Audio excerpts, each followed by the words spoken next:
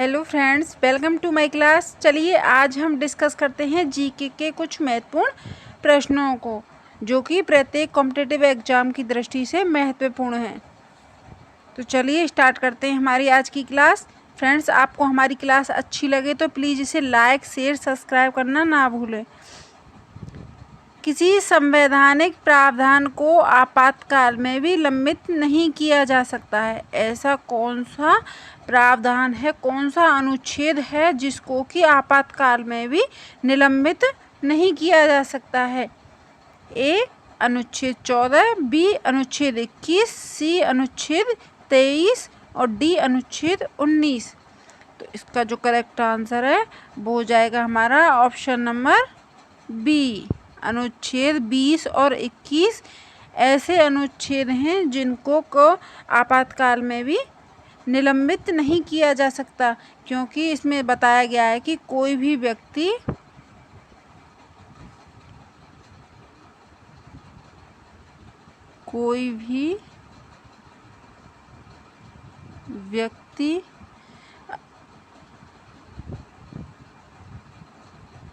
जीवन या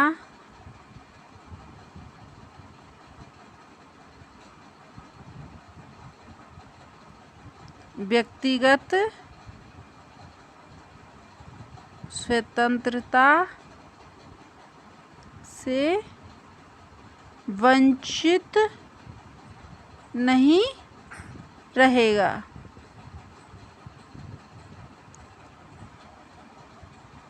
क्या बताया गया है कि इसमें कोई भी व्यक्ति अपने जीवन या व्यक्तिगत जो स्वतंत्रता है उनसे वंचित नहीं रहेगा। तो ये बताया गया अनुच्छेद 20 और 21 में।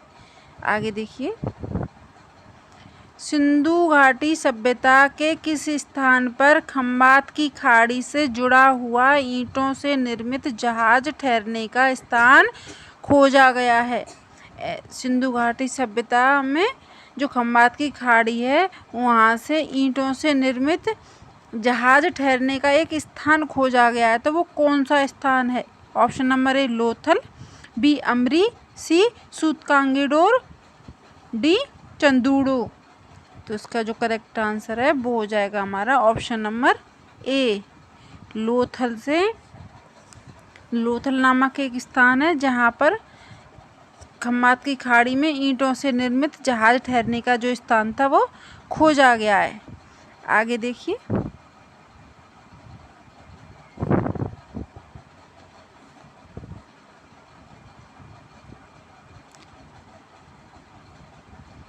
मुगल प्रशासन में कौन सा अधिकारी परंगना का प्रभारी था?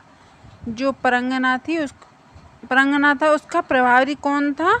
ए मुकदम, बी फौजदार, सी कानूनगो, डी अमलगुजार।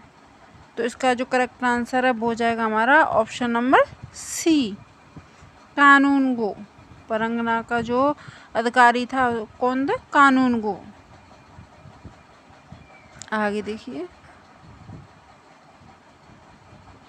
भारत में निम्न में से किस युग में महिलाओं की जो स्थिति थी वो कैसी थी? उच्च थी। ऐसी कौन से युग था जिसमें जो महिलाओं की स्थिति थी वह उच्च थी?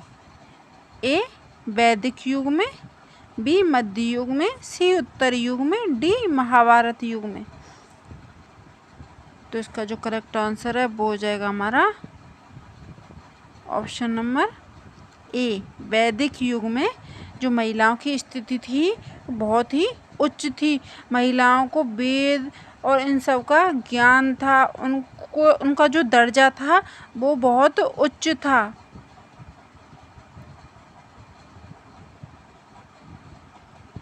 किस राजपूत राज्य के प्रमुख ने सर्वप्रथम अकबर के साथ वैवाहिक संबंध स्थापित किए? ऐसा कौन सा राजपूत था जो कि सर्वप्रथम अकबर के साथ वैवाहिक संबंध स्थापित किया था जिसने? तो वो हो जाएगा option number A Amer, B Mewar, C Marwar, D Ranthambore. तो इसका जो करेक्ट आंसर है वो हो जाएगा हमारा ऑप्शन नंबर ए। आमेर का जो सूर्यवंशी कछवा वंश का जो राजा था, राजा क्या नाम था उसका? भारमल। राजा भारमल की जो बेटी थी, क्या नाम था उसका? हरकाबाई। क्या नाम था? हरकाबाई। जो कि अनेक जो पुस्तक हैं उनमें उनका नाम हरकाबाई से हटा करके जोधाबाई भी मिलता है।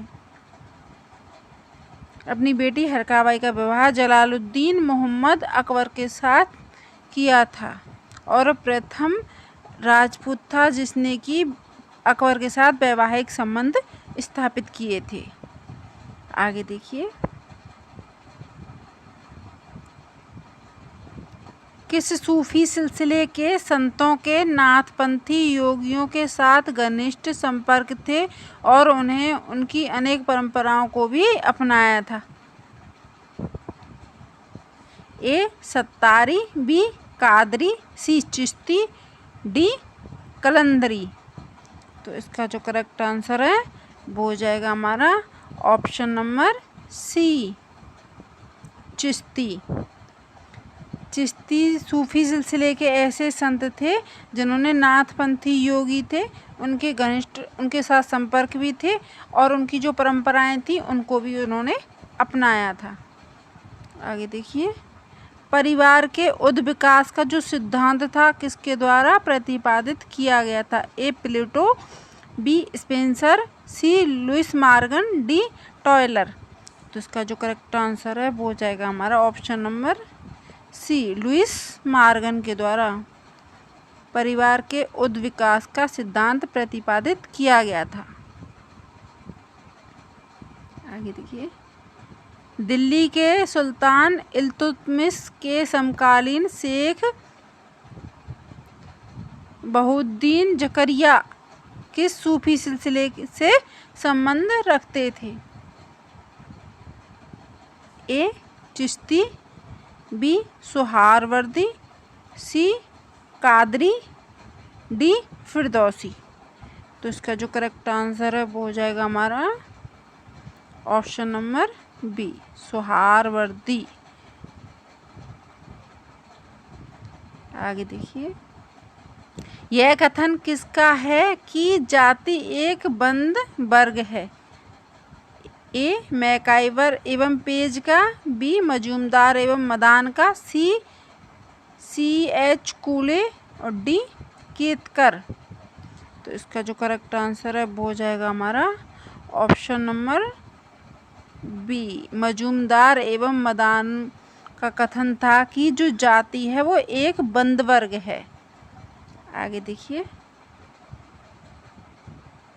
मौर्य काल में शिक्षा का सबसे प्रसिद्ध केंद्र था? ए तक्षशिला, बी नालंदा, सी वल्लभी, डी उज्जैनी। तो इसका जो करेक्ट आंसर है वो हो जाएगा हमारा ऑप्शन नंबर डी, क्योंकि उज्जैनी भारत का है और जो तक्षशिला है ये भी महत्वपूर्ण सबसे शिक्षा का प्रमुख केंद्र था मौर्य काल में, लेकिन ये पाकिस्तान में है अभी, जबकि उज्जैनी एमपी भारत में है। आगे देखिए, किस भारतीय राज्य में ब्रिटिश ईस्ट इंडिया कंपनी ने सर्वप्रथम अपना रेजिडेंट नियुक्त किया था? ए अवध, बी हैदराबाद, सी कर्नाटक, डी मैसूर। तो इसका जो करेक्ट आंसर है वो हो जाएगा हमारा ऑप्शन नंबर ए, अवध को ब्रिटिश ईस्ट इंडिया कंपनी ने अपना सर्वप्रथम रेजिडेंट नियुक्त किया था।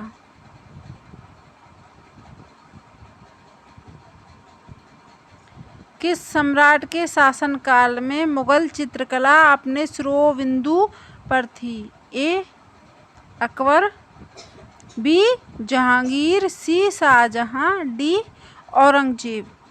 तो इसका जो करेक्ट आंसर है वो हो जाएगा हमारा ऑप्शन नंबर सी, शाहजहां के काल में जो मुगल चित्रकला थी वो अपने चरम पर थी, शिरोबिंदु पर थी। आगे देखिए, 1857 की जो क्रांति के समय भारत का गवर्नर जनरल कौन था? A Lord William Bentinck, B Lord Dalhousie, C Canning, D Lord Mayo. तो इसका जो करेक्ट आंसर है वो हो जाएगा हमारा option number C, Lord Canning 1857 की जो क्रांति थी उसके समय भारत का गवर्नर जनरल था। आगे देखिए,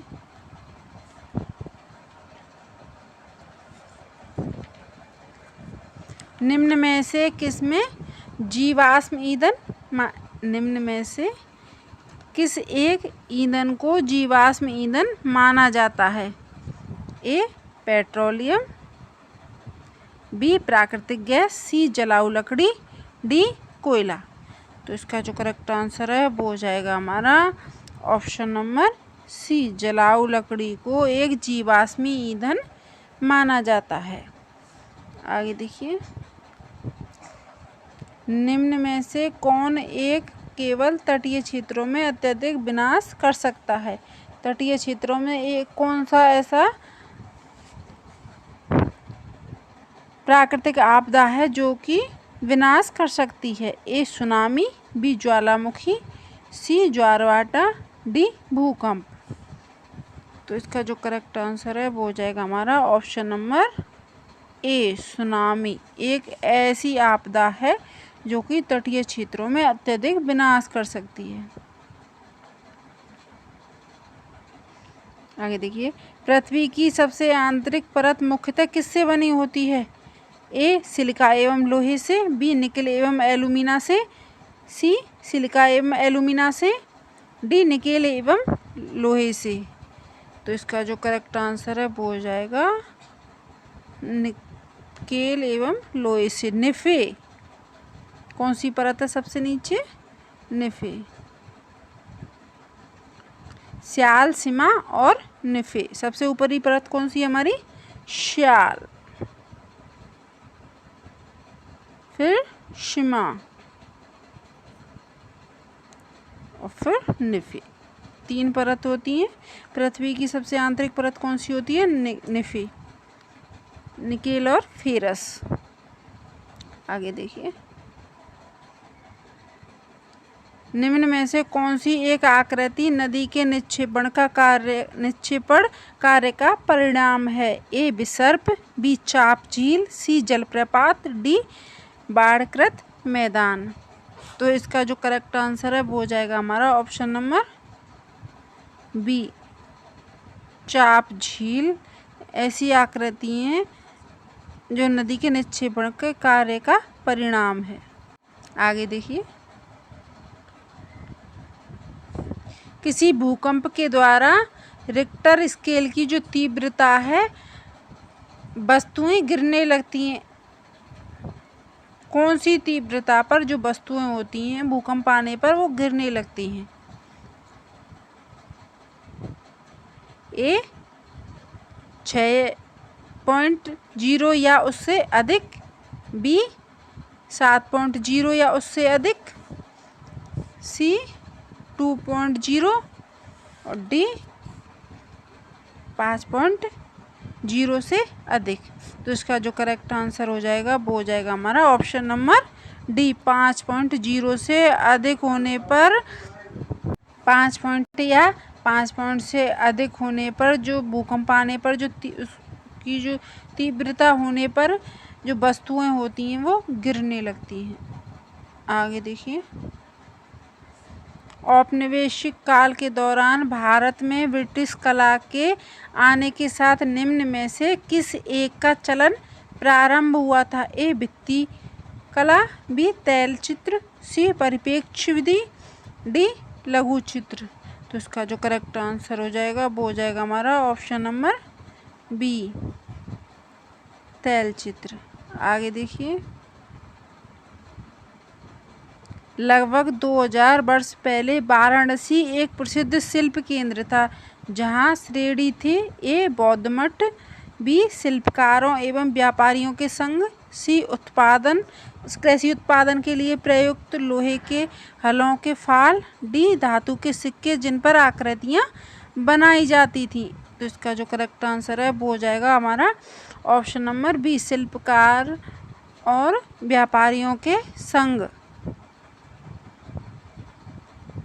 आगे देखिए, निम्न में से सरकार का रेवेन्यू व्यय कौन सा है? ए ब्याज का भुगतान, बी भवन की खरीद, सी मशीन की खरीद और डी राज्य सरकार को ऋण। तो इसका जो करेक्ट आंसर है वो हो जाएगा हमारा ऑप्शन नंबर ए, ब्याज का भुगतान। आगे देखिए,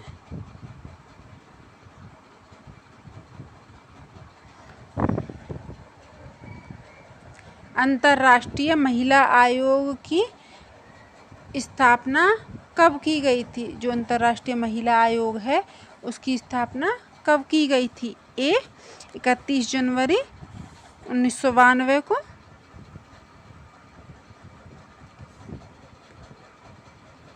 बी 31 जनवरी 1995 को, सी 31 जनवरी 1997 को, डी 31 जनवरी 1999 को। तो इसका जो करेक्ट आंसर है वो हो जाएगा हमारा ऑप्शन नंबर ए, 31 जनवरी 1992 को अंतर्राष्ट्रीय महिला आयोग की स्थापना की गई थी।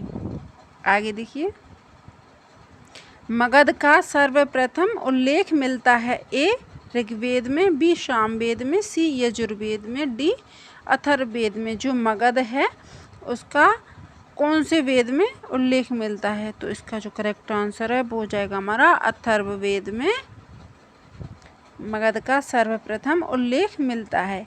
ऋग्वेद किससे संबंधित है? ऋचाओं से। किससे?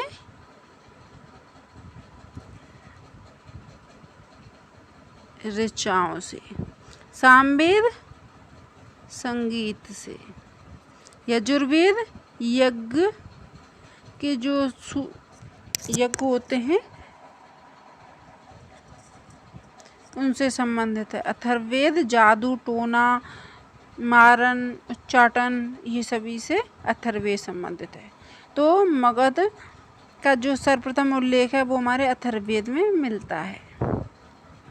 इतिहास हमारे संपूर्ण भूतकाल का वैज्ञानिक अध्ययन तथा लेखा जोखा है, यह कथन किसका है? ए डॉक्टर राधाकृष्णन, बी रेपसन, सी प्रोफेसर घाटे, डी जोन्स। तो इसका जो करेक्ट आंसर है वो हो जाएगा हमारा ऑप्शन नंबर सी, प्रोफेसर घाटे। खजुराहो मंदिर का निर्माण किसने करवाया था? ए होलकर, बी पल्लव, सी बुंदेला, डी चंदेल। तो इसका जो करेक्ट आंसर है वो हो जाएगा हमारा ऑप्शन नंबर डी, चंदेलों के द्वारा खजुराहो मंदिर का निर्माण करवाया गया था। कब करवाया था? 10 से 12वीं सदी या शताब्दी में। आगे देखिए, निम्न में से किसे शाहजहां द्वारा निर्मित नहीं कराया गया है? ए ताजमहल, बी दिल्ली का लाल किला, सी दिल्ली की जामा मस्जिद, डी बुलंद दरवाज़ा। शाहजहां के द्वारा इसमें से कौन सी जो बिल्डिंग है उसका निर्माण नहीं करवाया गया है? तो इसका जो करेक्ट आंसर है वो हो जाएगा हमारा ऑप्शन नंबर डी, बुलंद दरवाज़ा का जो निर्माण है वो शाहजहां ने नहीं करवाया। ताजमहल का निर्माण शाहजहां ने करवाया, दिल्ली का जो लाल किला है उसका निर्माण भी शाहजहां ने करवाया और दिल्ली की जो जामा मस्जिद है उसका निर्माण भी शाहजहां द्वारा करवाया गया। लेकिन बुलंद दरवाजे का जो निर्माण है वो अकबर के द्वारा करवाया गया।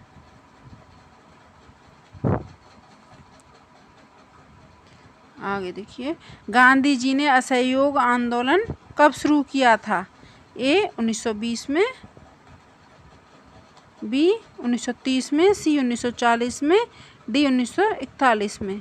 तो इसका जो करेक्ट आंसर है वो हो जाएगा हमारा ऑप्शन नंबर ए, 1920 में गांधी जी ने असहयोग आंदोलन शुरू किया था।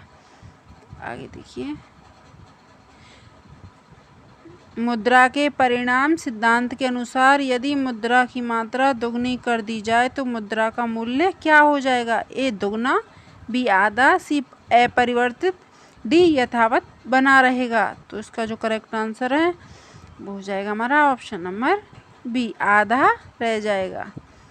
आगे देखिए, भारत में परमाणु शक्ति का केंद्र कौन सा है? ए डिगबोई, बी चंद्रपुर, सी रानीगंज, डी कलपक्कम। तो इसका जो करेक्ट आंसर है वो हो जाएगा हमारा ऑप्शन नंबर डी, कल्पक्कम परमाणु शक्ति का केंद्र है।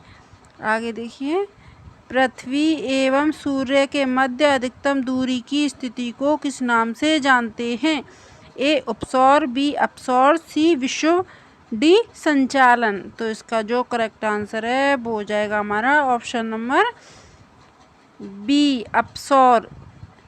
सूर्य की पृथ्वी की सूर्य से अधिकतम दूरी अपसौर और अधिकतम पास, अत्यंत पास, तो उसको क्या कहेंगे? उसको हम कहेंगे उपसौर। अत्यधिक पास होंगे तो उपसौर, अत्यधिक दूर होंगे तो अपसौर।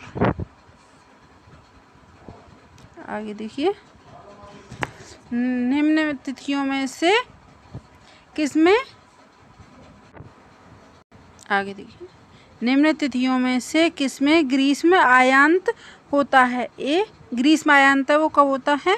ए 22 दिसंबर को, बी 21 मार्च को, सी 23 सितंबर को, डी 21 जून को। तो इसका जो करेक्ट आंसर है वो हो जाएगा हमारा ऑप्शन नंबर डी, 21 जून को ग्रीष्म आयांत बनता है। आगे देखिए, निम्न पर्वत प्रकारों में से कौन सा भ्रंशन द्वारा उत्पन्न होता है? जो भ्रंशन के द्वारा कौन सा पर्वत है, पर्वत का जो प्रकार है वो उत्पन्न होता है? ए बरित पर्वत, बी ज्वालामुखी पर्वत, सी गुम्बदाकार पर्वत, डी अवरोधी पर्वत। तो इसका जो करेक्ट आंसर है वो हो जाएगा हमारा ऑप्शन नंबर डी, अवरोधी पर्वत पृथ्वी के आंतरिक हलचलों के कारण बनते हैं। जैसे कि पाकिस्तान में एक पर्वत है साल्ट रेंज नाम का, जो पर्वत है वो अवरोधी पर्वत का ही एक उदाहरण है। तो फ्रेंड्स, आज की वीडियो में हमने कुछ महत्वपूर्ण प्रश्नों को डिस्कस किया था। आगे की क्लास में हम और प्रश्नों को डिस्कस करेंगे। आज की क्लास हम यहीं पर समाप्त करते हैं। Thanks for watching this class. Thank you.